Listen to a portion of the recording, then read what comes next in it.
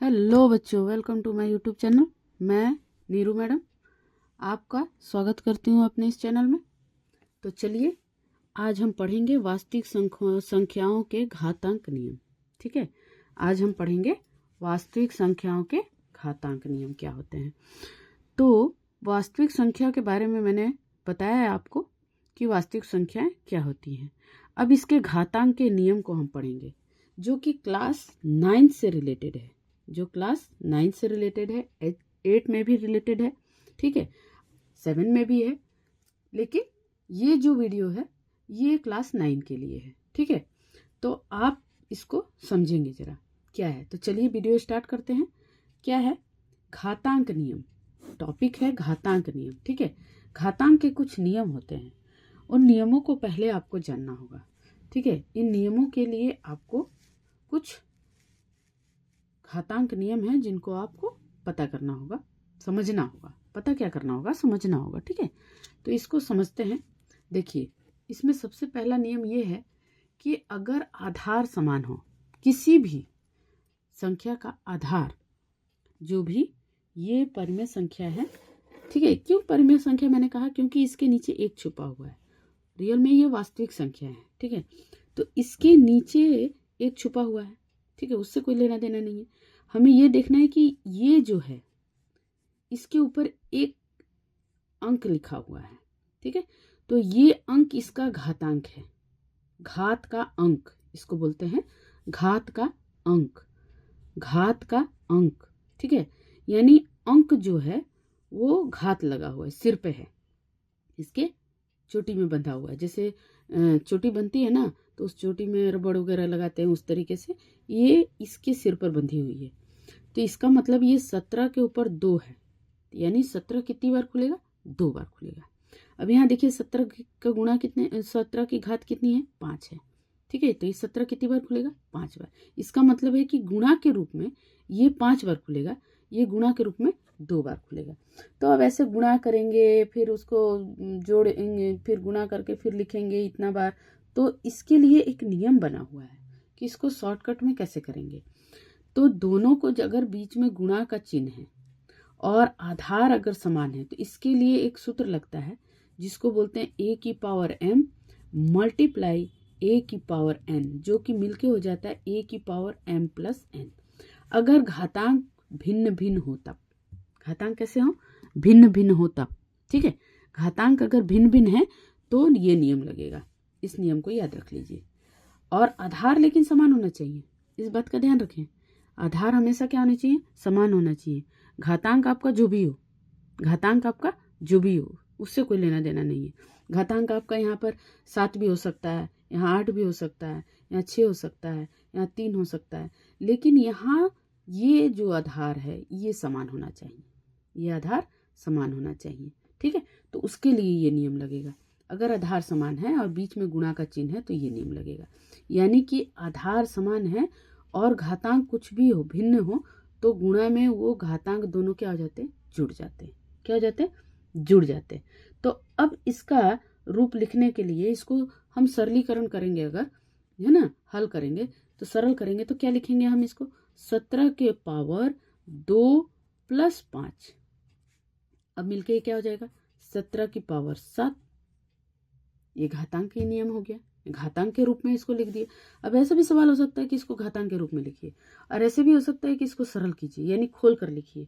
तो दोनों नियम हैं। अगर आप इसको खोल कर लिखते हैं तो थोड़ा लंबा जाएगा, घातांक के रूप में लिखते हैं तो थोड़ा छोटा हो जाएगा। तो ये इस तरीके से लिख दिए। अब आते हैं हम दूसरे सवाल पे। दूसरा सवाल क्या कहता है, जरा इसको ध्यान से देखिए। दूसरा सवाल कह रहा है, देखिए इसमें और इसमें कितना अंतर है ना। तो मैंने आपको 4 भिन्न भिन्न तरीकों के सवाल लिए हैं। इसमें घातांक नियम 4 भिन्न भिन्न तरीकों के हैं और चारों ही अलग अलग नियम पे बनेंगे। ठीक है, तो वीडियो को बिना स्किप किए आप ध्यान से इसको समझेंगे और बनाएंगे, तभी आपको समझ में आएगा, अन्यथा नहीं समझ में आने वाला। देखिए, किसी चीज को पढ़ने के लिए थोड़ा धैर्य रखना पड़ता है। ठीक है, पेशेंस रखना पड़ता है, ताकि आप उसको अच्छे से समझ जाएं। अगर एक सवाल को आप अच्छे से समझ जाते हैं ना, तो फिर तो मैंने अब क्या कहना है आपको। एक सवाल अगर समझ में आ गया तो बाकी सब इसके जैसा पैटर्न पे सारे सवाल बन जाएंगे। उससे कोई दिक्कत नहीं है। इसीलिए हमेशा पाठ के परिचय को आप लोग बड़े ध्यान से समझें और बड़े अच्छे से बनाएं, उसको अपने आप दोहराएं। देखिए हमारे बनाने से नहीं होगा, हम तो बना रहे हैं, आप भी कॉपी कलम लेकर इसको दोहराते रहिए, बनाते रहिए, ताकि आपको इससे रिलेटेड जितना भी सवाल आएगा आप आसानी से बना सकते हैं। तो चलिए इस नियम पे देखते हैं।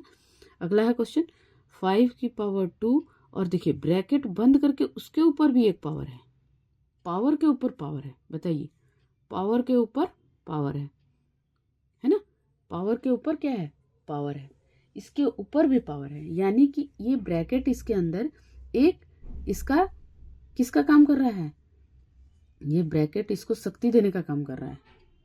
तो ये शक्ति क्या है, तो इनके बीच में मल्टीप्लाई छुपा हुआ है, ये शक्ति यही है, ये शक्ति यही है कि इनके बीच में मल्टीप्लाई छुपा हुआ है।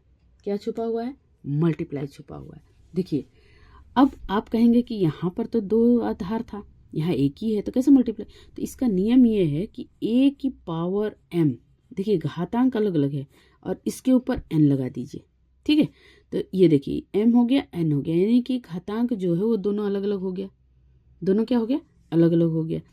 अब इसके लिए हम क्या करेंगे, यहाँ पे लिख देंगे a की पावर m इंटू n। इसका अर्थ ये हुआ कि ये सवाल भी कुछ इसी तरह से बनेगा। तो 5 के ऊपर 7 इंटू 2 कर दीजिए, ठीक है। तो यहाँ क्या आ जाएगा, 7 2 जा 14, इसके लिए ये आंसर आ जाएगा, ठीक है, घातांक के नियम में। अब चलते हैं तीसरे सवाल की तरफ। तीसरा सवाल क्या कहता है आपका कि देखिए यहाँ था दोनों आधार समान था, यहाँ पर देखिए दोनों ही आधार अलग अलग है। लेकिन इसमें क्या अच्छी बात है, जरा इसको ध्यान से देखिए। इसकी अच्छी बात यह है, यहाँ आधार समान था, यहाँ घातांक समान हो गया। यहाँ आधार समान था और यहाँ क्या हो गया, घातांक समान हो गया। अब इसको कैसे बनाएंगे, तो यहाँ पर लिखा है, इसका नियम क्या है घातांक नियम में, कि a की पावर m इंटू b की पावर m।